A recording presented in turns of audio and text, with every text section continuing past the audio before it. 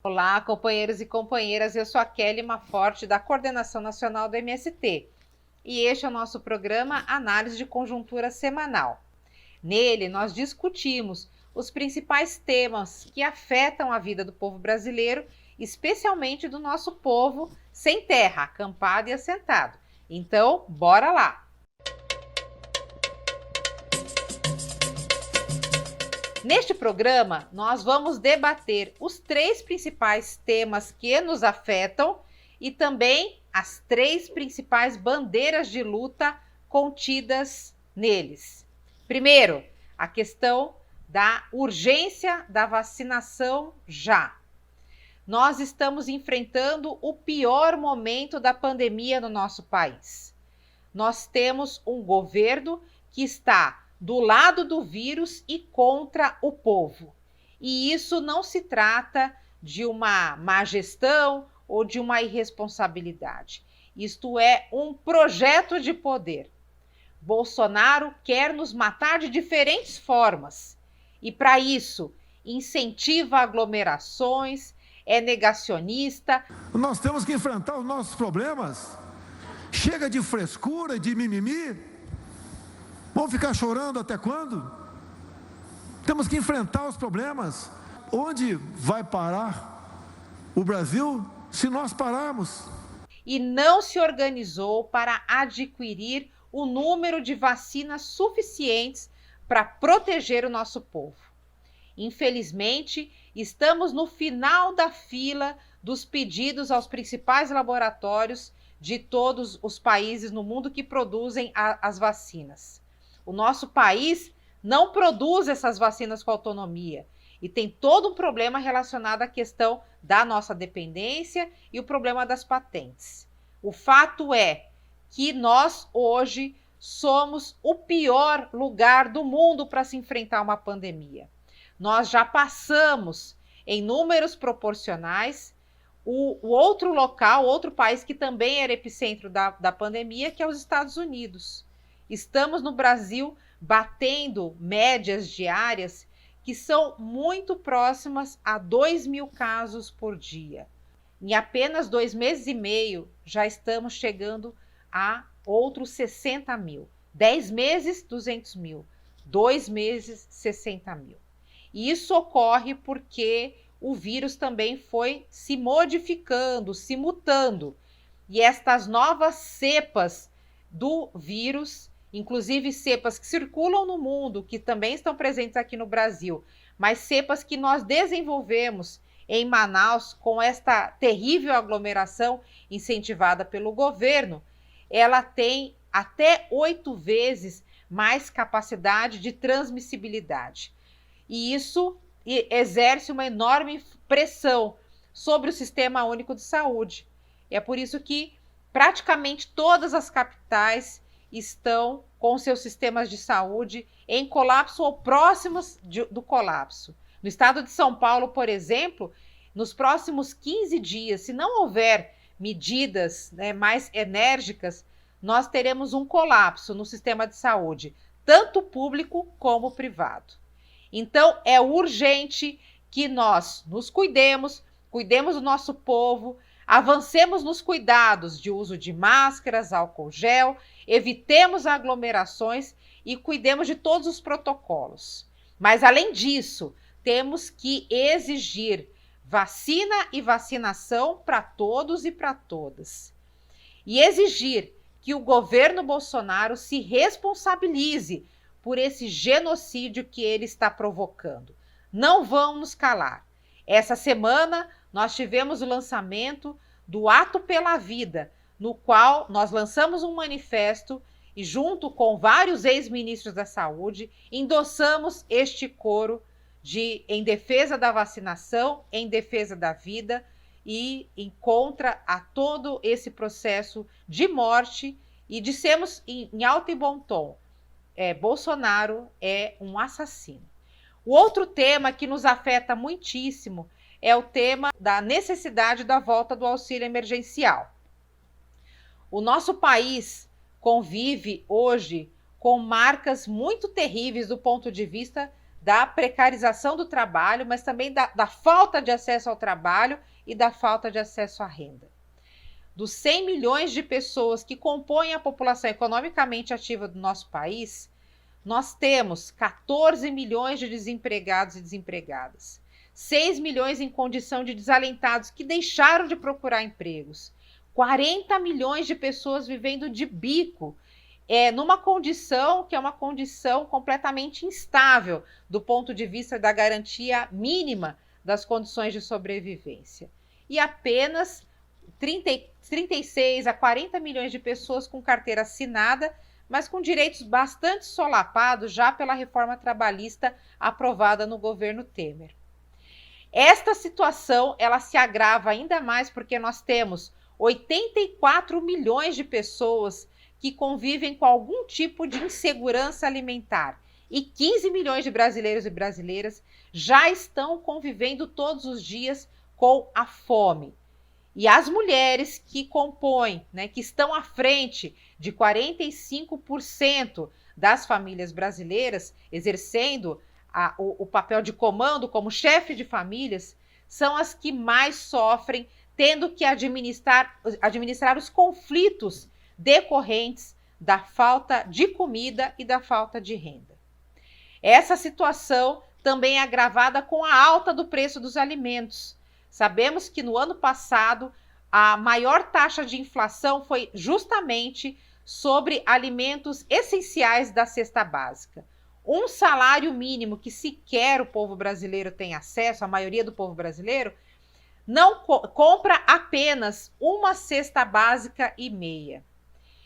E, infelizmente, nós não somente comemos, temos que pagar aluguel, temos que comprar remédios, temos outros gastos.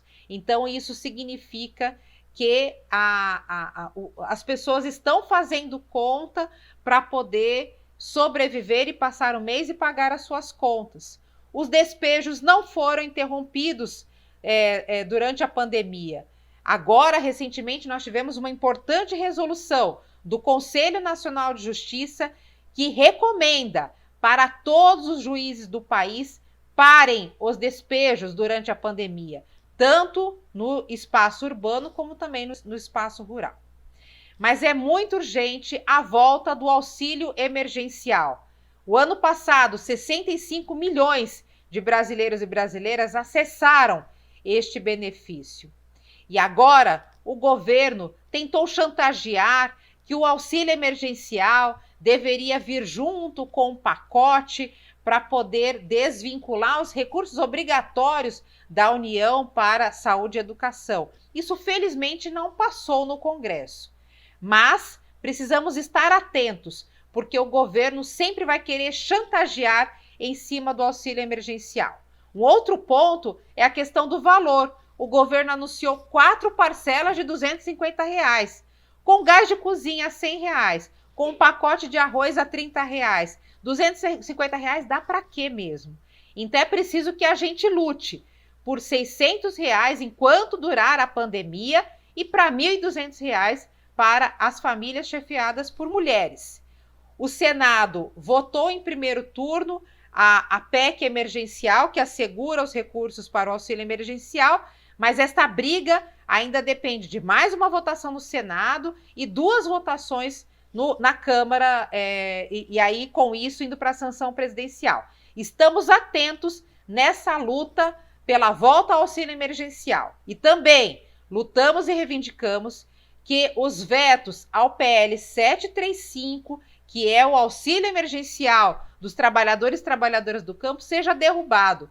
Porque o presidente Bolsonaro, ele vetou o PL 735, que já tinha sido aprovado na Câmara e do Senado, e que poderia dar um alento àqueles trabalhadores e trabalhadoras que estão trabalhando sem parar no campo e, além disso, contribuindo com as ações de solidariedade. Então, volta auxílio emergencial já e pelo auxílio emergencial para os camponeses. Além disso, nós precisamos elevar o tom da luta política pelo fora Bolsonaro. Bolsonaro é uma tragédia para o nosso país.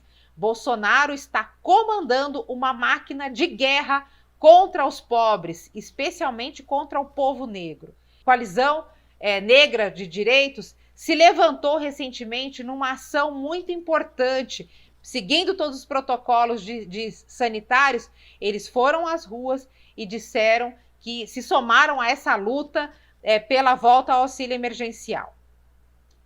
Nós estamos gritando fora Bolsonaro, e esse grito sai de muitos cantos do nosso país. A taxa de aprovação de Bolsonaro está despencando, e isso não tem volta. Ele vai cair cada vez mais, seja por toda a sua roubalheira, que começa a vir a público agora, com os escândalos que envolvem a sua família, mas também pela condução desastrosa em relação à pandemia e à economia do nosso país. Nosso país deixou de estar entre as 10 principais economias do mundo. Fomos para a 12ª posição.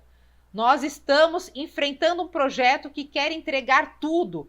O governo Bolsonaro quer privatizar as terras do nosso país, prometeu privatizar a Eletrobras e também tem tido ameaças concretas em relação à privatização dos Correios, bancos públicos, privatizar o que resta da Petrobras e assim por diante.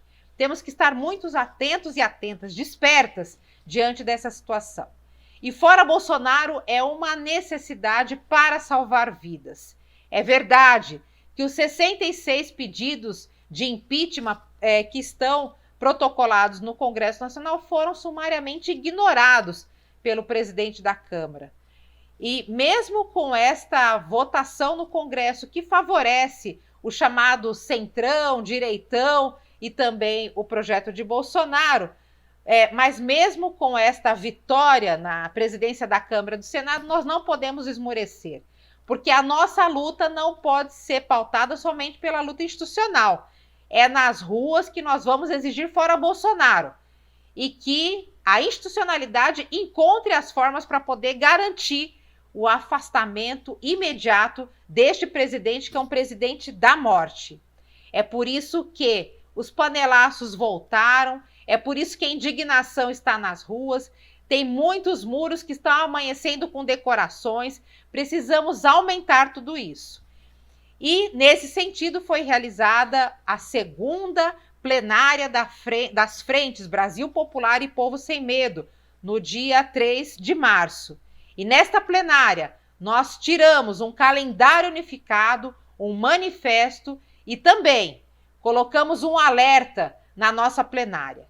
Caso a situação se agrave ou caso a gente perceba que não há perspectiva de mudança em relação ao fora Bolsonaro, nós convocaremos uma greve geral no nosso país. Do ponto de vista do calendário unificado de lutas, nós estamos convocando para que todo final de semana a gente organize no maior número de cidades possível carreatas, mas também bicicletaços, carroçadas, da forma que for possível a gente se manifestar. Também de forma permanente garantir os panelaços e também estimular cada vez mais os processos de mobilização, de ações simbólicas. O movimento sindical está convocando para toda quinta-feira ações que combinem a solidariedade ao povo, mas ao mesmo tempo denúncia, exigindo essas 3 bandeiras de vacinação, fora Bolsonaro e volta ao auxílio emergencial. E nós estamos às vésperas da jornada do 8 de março. As mulheres do nosso país, as mulheres da nossa classe trabalhadora, saberão dar o recado necessário diante dessa situação gravíssima que nós estamos enfrentando. E a nossa jornada, ela começa no dia 7 de março, com uma live feminista, e ela segue durante toda a semana até o dia 14 de março. No dia 8, teremos muitas ações simbólicas. Será um dia marcado por ações de solidariedade, mas muitas ações, seja nas redes, mas também em ações simbólicas de rua, com os cuidados necessários para a gente poder ecoar a nossa voz e fazer ele cair. Também, no dia 9, trabalharemos a questão da defesa do SUS, um grande tuitaço em torno da luta pela vacinação já.